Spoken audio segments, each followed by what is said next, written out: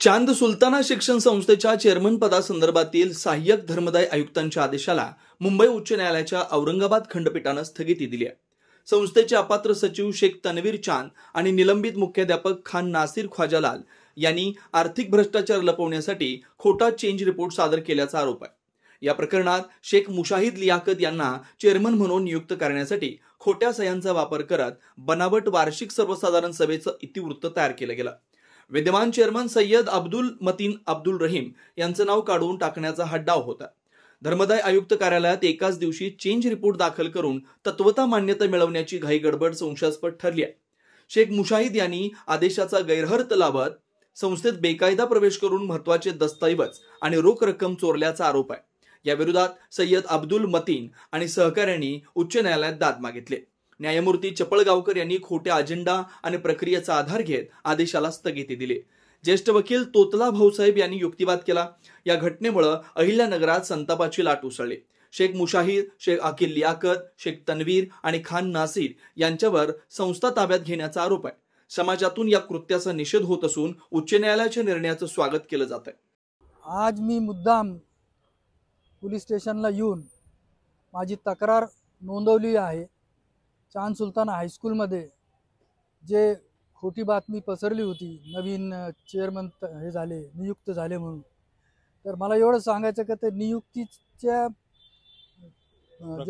प्रक्रिया पूर्ण झालेली नाही आहे आणि ती नियुक्तीवर या लोकांनी त्या ऑर्डरवर गैरफायदा घेऊन हे प्रचार केलेला आहे। त्यामुळं त्यांनी बेकायदेशीरपणे कार्यालयात येऊन आमचं कार्यालयाचं फोडलं, ते ऑफिस फोडलं आणि त्याच्यातून सगळे फाईल्स काय काय असेल ते सगळे घेऊन गेलं। त्या बाबतीत आम्ही आज तक्रार दिलेली आहे।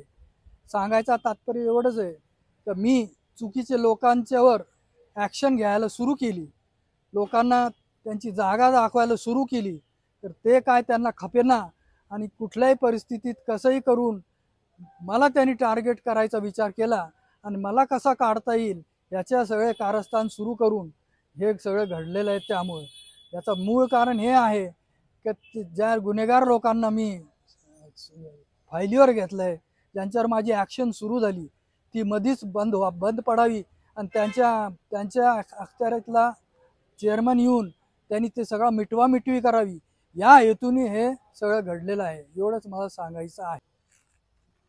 अंजुमन तरक्की उर्दू ट्रस्ट ही अहमदनगर शहरातली गेल्या 75 वर्षापासून शैक्षणिक क्षेत्रात कार्यरत करणारी एक नावाजलेली संस्था आहे। या संस्थेला खूप मोठा इतिहास आहे। अशा या ऐतिहासिक शैक्षणिक संस्थेमध्ये सध्या सय्यद मतीन सय्यद अब्दुल रहीम यांना 2022 साली मान्य धर्मदाय आयुक्तांनी चेअरमन म्हणून त्यांनी दिलेल्या विश्वस्त मंडळाला मंजुरी दिली आणि त्यानुसार त्या दिवसापासून श्री सय्यद मतीन सय्यद अब्दुल रहीम हे जे आहेत हे या संस्थेचे अधिकृत चेअरमन म्हणून कामकाज पाहत आहेत। हे असे असताना 2022 पासून जेव्हापासून हे नवीन विश्वस्त मंडळ कार्यरत झालं तेव्हापासून संस्थेची इमारत असेल, त्याची डागडुजी असेल, त्याचं स्ट्रक्चरल ऑडिट करणं असेल आणि संस्थेच्या शैक्षणिक संपूर्ण वातावरण निर्मिती आणि इमारतीचं रखरखाव, शैक्षणिक सुविधा सगळ्या तिथं उपलब्ध करून देण्यात आल्या। त्या ठिकाणी मागच्या 2-3 वर्षामध्ये मोटिवेशनल स्पीकर्स आणून आणि शैक्षणिक दर्जा सुधारण्यासाठी शिक्षकांचे रिफ्रेशर कोर्स वगैरे घेऊन या विद्यार्थी हा केंद्रबिंदू आहे, विद्यार्थ्याचा शैक्षणिक दर्जा सुधारला गेला पाहिजे हा मोटिव्ह घेऊन माननीय चेअरमन यांच्या अध्यक्षतेखाली सर्व विश्वस्त मंडळ पूर्णपणाने कार्यरत होतं। हे सगळं चालू असताना त्यामधल्या काही चुकीच्या लोकांनी त्या ठिकाणी काही आर्थिक भ्रष्टाचार केला आणि हा आर्थिक भ्रष्टाचार जो आहे तो माननीय चेअरमन साहेब असेल, मी असेल आणि आमच्या विश्वस्त मंडळातील काही सदस्य असेल यांनी त्या गोष्टी सगळ्यांच्या निदर्शनास आणून दिल्या आणि वारंवार या गोष्टी कुठेतरी थांबल्या पाहिजेत याच्यासाठी पूर्णतः समन्वय साधून या ठिकाणी त्याला दुरुस्त करण्याचा प्रयत्न केला। परंतु या ठिकाणी आलेले जे लोक होते, जे लोक आज धर्मदाय आयुक्तांकडे गेले, त्यांनी एक चुकीचा चेंज रिपोर्ट दाखल केला। एक अशी जनरल मीटिंग दाखवली, ॲन्युअल जनरल मीटिंग म्हणजे वार्षिक सर्वसाधारण सभा, जी वार्षिक सर्वसाधारण सभा झालीच नाही। त्या वार्षिक सर्वसाधारण सभेला माननीय चेअरमन साहेब उपस्थित नाहीत, माननीय व्हाईस चेअरमन साहेब उपस्थित नाहीत, मी स्वतः उपस्थित नाही, आमच्याबरोबर भ्रष्टाचाराला विरोध करणारे जे 5 लोक आहेत जे या भ्रष्टाचाराच्या विरोधात संस्थेमध्ये सुधारणा आणतायत, या लोकांच्या घरी त्यांनी कोणताही अजेंडा पाठवला नाही आणि त्याच्यामध्ये असं सांगितलं की तो जो शिपाई आहे तो शिपाई चेअरमन साहेब असेल, मी असेल, पप्पूभाई असतील, इतर आमचे जे सहकारी आहेत विश्वस्त, त्यांच्या घरी ते अजेंडा द्यायला गेले आणि तो अजेंडा आम्ही स्वीकारला नाही. आता त्यांच्या हे लक्षात आलं नाही की ज्यांची नावं घेतलेली आहेत त्या सर्वांच्या घरांच्या समोर CCTV कॅमेरे लावलेले आहेत. हा जो शिपाई आहे, हा शिपाई आमच्याकडे कधी आला हे समजण्यासाठी ते CCTV आपण प्रूव्ह करू शकतो. त्याचबरोबर त्या शिपायावर तो शिपाई 2 महिने जेलमध्ये होता, त्याच्यावर 307चा गुन्हा दाखल होता. असं असताना आमच्या इथल्या प्राथमिकच्या मुख्याध्यापकानं त्याचा 2 महिन्याचा पगार काढला आणि शासनाची फसवणूक केली. या फसवणुकीच्या बाबतीमध्ये एका आजीव सभासदाने तक्रार केली. 2 वर्षानंतर ती तक्रार माननीय चेअरमन साहेबांकडे आली. चेअरमन साहेबांनी त्या तक्रारीमध्ये खुलासा मागितला. खुलासा मागितल्यानंतर हे निदर्शनास आलं की सदरचा शिपाई हा 2 महिने जेलमध्ये होता, तरी त्या प्राथमिकच्या मुख्याध्यापकाने त्याचा पगार काढला. हे त्याच्या निदर्शनास आलं. हे सगळं करण्यासाठी त्याला खुलासा मागितला. ते सगळ्या खुलासामध्ये तो आरोप असेल, TETच्या बोगस घोटाळ्याचा आरोप असेल, त्यानंतर अनेक त्याच्यावर आरोप आहेत. या सगळ्या आरोपानंतर त्याच्या विरोधामध्ये काही तक्रारदारांनी त्या ठिकाणी जिल्हा परिषद शिक्षण विभागाकडे तक्रार केली. शिक्षण विभागाने त्या तक्रारीची दखल घेत याच्यावर 400 या ठिकाणी कोतवाली पोलीस स्टेशनमध्ये TETच्या बोगस प्रमाणपत्रासंदर्भामध्ये गुन्हा दाखल आहे. ही गोष्ट सुद्धा त्या यांनी निदर्शनास आणून दिली. त्यानंतर यांच्यावर जेवढे आरोप होते त्या आरोपाच्या संदर्भामध्ये तक्रारदारांनी तक्रार शिक्षण अधिकाऱ्यांकडे केली आणि शिक्षण अधिकाऱ्यांनी या ठिकाणी व्यवस्थापन मंडळाला, चेअरमन साहेबांना, यांना सगळ्यांना पत्र दिलं की या अशा पद्धतीचा जो मुख्याध्यापक आहे त्याच्यावर तुम्ही कारवाई करा आणि त्या अनुषंगाने त्याच्यावर कारवाई केली. त्याच पद्धतीने संस्थेचे एक सेक्रेटरी आहेत, त्या सेक्रेटरींच्या सुद्धा सेक्रेटरी पदाला ते अकार्यक्षम आहेत, अपात्र ठरले. त्यांनी त्या ठिकाणी संस्थेची जी घटना आहे त्या घटनेप्रमाणे संस्थेचं सेक्रेटरीचं जे कामकाज आहे ते कामकाज त्यांनी केलं नाही नियमितपणे आणि या सगळ्या गोष्टी त्यांच्या निदर्शनास आल्या. त्यानंतर त्यांच्याकडून खुलासा मागितला, खुलासा अप्राप्त झाला. त्याच्यानंतर त्यांच्यावर जी योग्य ती कारवाई होऊन संस्थेच्या घटनेप्रमाणे त्यांना अपात्र ठरवण्यात आलं.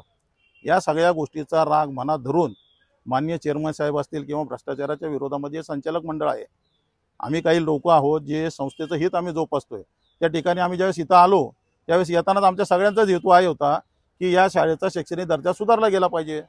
ही संस्था जी आहे ही संस्था मुस्लिम समाजातल्या तत्कालीन 75 वर्षापूर्वीच्या चांगल्या विचारधारा असलेल्या समाजाचं काहीतरी अपलिफ्टमेंट व्हावं, त्याचा उत्कर्ष व्हावा, प्रगती व्हावी, शैक्षणिक दर्जा सुधारावा, यासाठी ही संस्था चालू केली. या संस्थेचा मोटो तो आहे.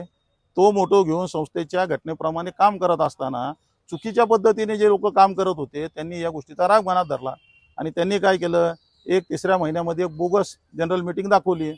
त्या बोगस जनरल मीटिंगची झालीच नाही आणि त्या मीटिंगमध्ये ते कोणाकडे अजेंडा आलाच नाही. त्याच्यावर काही लोकांच्या बोगस आहेत, त्या आता पोलीस तपासामध्ये त्या सगळ्या गोष्टी निष्पन्न होतील. हे सगळं झाल्यानंतर एकाच दिवशी त्यांनी काय केलं, धर्मादाय आयुक्ताकडे 30 तारखेला 30/6ला तो दाखल केलं. 9 तारखेपर्यंत त्याच्यावर तो दाखलच नव्हता, त्याच्यावर नंबरच पडलं नव्हतं. 10 तारखेला 10/7ला तो अर्ज त्याच्यावर नंबर पडला. 10/7लाच तो अर्ज बोर्डावर घ्यावा म्हणून अर्ज करण्यात आला. 10/7लाच त्या याच्यावर आदेश झाले. आता आदेश काय झाले, प्रोव्हिजनल ॲक्सेप्टन्सचा आदेश झाला. प्रोव्हिजनल ॲक्सेप्टन्स म्हणजे काय असतं, प्रोव्हिजनल ॲक्सेप्टन्स म्हणजे काही चेअरमन साहेबांचे पॉवर त्यात काहीच कमी होत नाहीत. त्यामध्ये त्यांना एक ॲक्सेप्टन्स लेटर दिलं. त्यामध्ये त्यांना असं सांगितण्यात आलं की जे स्वतःला चेअरमन म्हणतायत त्यांना असं सांगण्यात आलं की सर्वाधिक लार्जेस्ट सर्क्युलेटेड न्यूजपेपर म्हणजे सर्वाधिक खपाचं जिल्ह्यातलं जे दैनिक आहे त्या दैनिकामध्ये तुम्ही जाहिरात द्या आणि याची पुढची तारीख किती नेमलेली आहे, 25 जुलै. 25 जुलैपर्यंत या संस्थेची जे संबंधित लोक आहेत, जे संस्थेचं हित जोपासतायत, त्यांनी त्याच्यामध्ये आक्षेप दाखल करायचा आहे. त्याची तारीख आहे 25 जुलै. आता ही 25 जुलै तारीख असताना यांनी कोणत्याही वर्तमानपत्रात जाहिरात दिलेली नाही. कागदपत्र सगळे सभा खोटी आहे, कागदपत्र बोगस आहेत आणि एकाच दिवसात धर्मादाय आयुक्तांकडे मॅनेज करून एकाच दिवसात ते ॲक्सेप्टन्स लेटर घेतलं. ॲक्सेप्टन्स लेटर जरी घेतलं तर चेअरमन साहेबांची पॉवर आहे तसेच राहतात, त्याच्यामध्ये कुठंच काही बदल होत नाहीत. ज्यावेळेस 25 तारखेला सुनावणी होईल, चेअरमन साहेबांवर जे काही आरोप असतील ते आरोप त्याच्यावर बाबतीत खुलासा होईल आणि त्याच्यानंतर त्या गोष्टींवर जे काही धर्मादाय आयुक्तांचा निर्णय होईल त्याच्यानंतर ते चेअरमनशिपचं फायनल होईल, चेंज रिपोर्ट त्यामध्ये फायनल होईल. तसं होत असताना जसं त्यांना ॲक्सेप्टन्स लेटर मिळाला, म्हणजे तत्वता मान्यता दिली त्यांनी, आणि त्यांनी सांगितलं की तुम्ही लार्जेस्ट सर्क्युलेटेड न्यूजपेपर, सर्वाधिक खपाचं जे दैनिक आहे त्याच्यामध्ये तुम्ही जाहिरात द्या. संस्थेचे जे संबंधित लोक असतील, हित संबंधित असतील ते लोक त्याच्यावर आक्षेप घेतील किंवा त्यांच्या काही सूचना असतील त्या मांडतील. त्याची तारीख 25 जुलै आहे.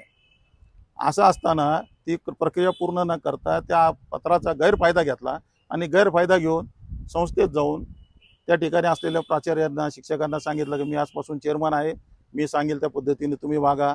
अशा पद्धतीने करून त्या ठिकाणी ऑफिस असेल, ऑफिसमधल्या काही वस्तू असतील, रोख रक्कम असेल, ही त्या ठिकाणून गेली आहे असं माननीय चेअरमन साहेबांचं म्हणणं आहे. त्यांच्या कॅबिनमधून ते गेलेलं आहे आणि त्या अनुषंगाने चेअरमन साहेबांनी कोतवाली पोलीस स्टेशनमध्ये जे काही त्यांची रिसर तक्रार आहे ती दिलेली आहे. आता या ठिकाणी कोणाचं इथं काही वैयक्तिक द्वेष नाही आहे. या ठिकाणी संस्था हा महत्त्वाचा विषय आहे. संस्था जगली पाहिजे, संस्था संस्थेच्या घटनेप्रमाणे चालली पाहिजे. विद्यार्थी जे आहेत त्यांचा शैक्षणिक दर्जा सुधारला पाहिजे, याच्यासाठी आम्ही सर्वजण प्रयत्नशील आहोत. परंतु काही ठराविक मंडळी काय करतायत, त्यांचा झालेला भ्रष्टाचार झाकण्यासाठी आणि नवीन चेअरमनला आणण्यासाठी हे सगळे कुठे सभेचे इतिवृत्त प्रोसिडिंग दाखल करून हा सगळा प्रकार चालू आहे.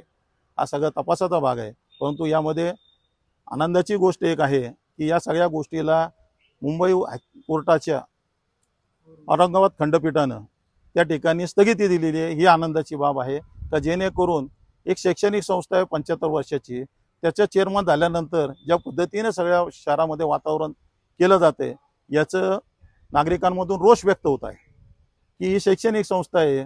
शैक्षणिक संस्था म्हणजे काय असते? शैक्षणिक संस्था म्हणजे ज्ञानाचं केंद्र आहे. ते त्या ठिकाणी ज्ञानदानाचं काम होतं. म्हणजे जर मस्जिद, मंदिर जशी असते पवित्र स्थान, त्याच्यानंतर जर पवित्र स्थान कोणतं असेल तर ते पवित्र स्थान आहे शाळा म्हणजे स्कूल. आणि त्या शाळेमध्ये अशा पद्धतीने चुकीचे लोक जाऊन चुकीचं कामकाज करत असतील तर ते समाजातल्या कोणत्याही घटकाला ते भावलेलं नाही. आणि समाजातून येणारा रोष हा सारखे फोन येत आहेत की काय चाललेलं आहे, हे एवढ्या वर्षाचा ऐतिहासिक शहरातील शैक्षणिक संस्थेचा ठेवा आहे आणि या ठेव्याच्या बाबतीत या भ्रष्टाचार लोकांनी एक जे काही उद्योग चालवले आहेत याच्या बाबतीत संपूर्ण समाजातून, विविध क्षेत्रातून रोष व्यक्त होत आहे. आणि याची सगळ्या नगरकरांनी दखल घ्यावी, यासाठी आज आम्ही या ठिकाणी चेअरमन साहेबांबरोबर आलो. त्यांनी त्या ठिकाणी जे काही रितसर तक्रार आहे ती दाखल केली. त्यांना जे काही स्थगिती आदेश मिळालेला आहे तो त्यांनी दाखल केलेला आहे. त्यामुळं आता आपल्या प्रसारमाध्यमाच्या माध्यमातून हे सांगू इच्छितो की 2-4 दिवसात जे काही आपण पीक फुटलेलं होतं आणि जे काही त्या माननीय धर्मदाय आयुक्तांच्या आदेशाचं काहीतरी आपला गैरफायदा घेऊन चुकीच्या अफवा पसरवल्या जात होत्या, तसं काही नाही आहे. तर सय्यद मतीन अब्दुल रहीम साहेब हेच हे या संस्थेचे चेअरमन आहेत आणि त्यांना चेअरमनशिपचा अधिकार आहे.